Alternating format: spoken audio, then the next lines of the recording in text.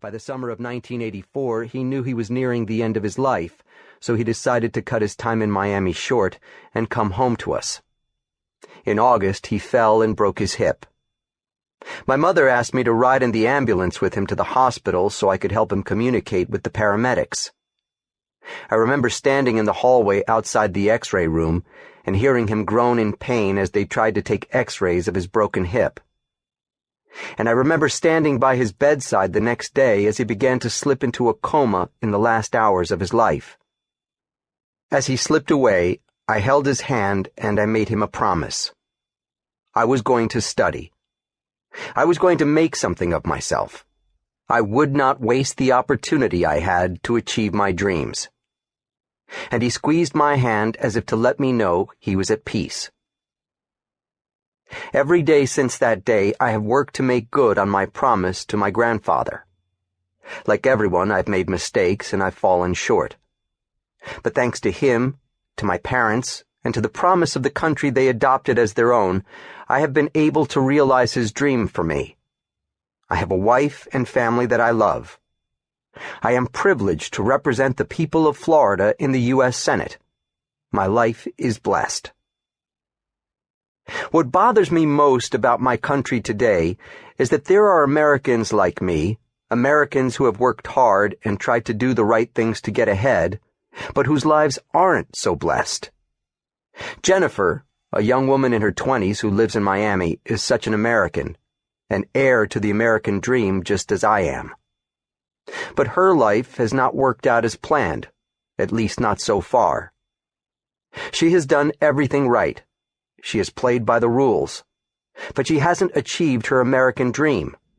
She's starting to doubt she ever will. When Jennifer was growing up, her father always told her that an education was the key to a life better than his own. She took him at his word, worked hard, and went to Florida International University. 4 years ago, she graduated with a degree in public administration.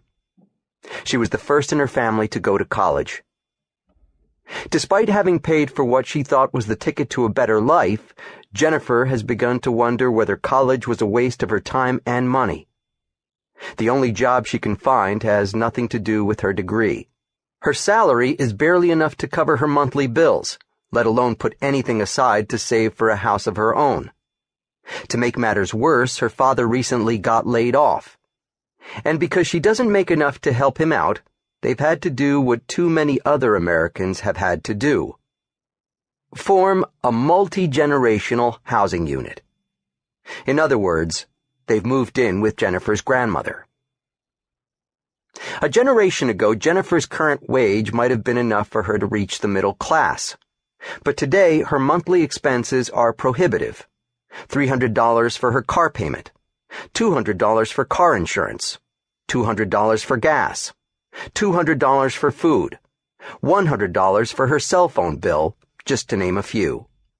She'd like to go back to school to earn a graduate degree, but she doesn't want the $50,000 in debt she would incur. She has none of the confidence held by earlier generations of Americans, that investing in herself through education will pay off in the job market. Like me, Jennifer grew up in a country that has always prided itself on offering an equal opportunity for its people to get ahead. Not a guarantee of equal success, but of an equal opportunity to go as far as your hard work and your wits can take you. People everywhere dream of better lives for themselves and for their children, of course. Yet for the vast majority of humanity and for the vast majority of history, this simply wasn't possible. As my grandfather never let me forget, though, it is different in America.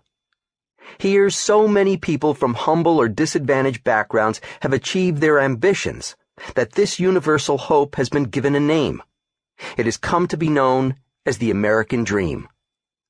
The American dream still lives, but it is slipping further and further out of reach of millions of Americans.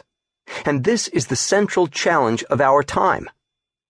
How we respond to this challenge, and whether we are successful, will determine whether we continue to be an exceptional nation.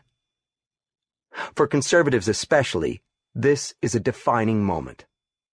The failure of government-centered, command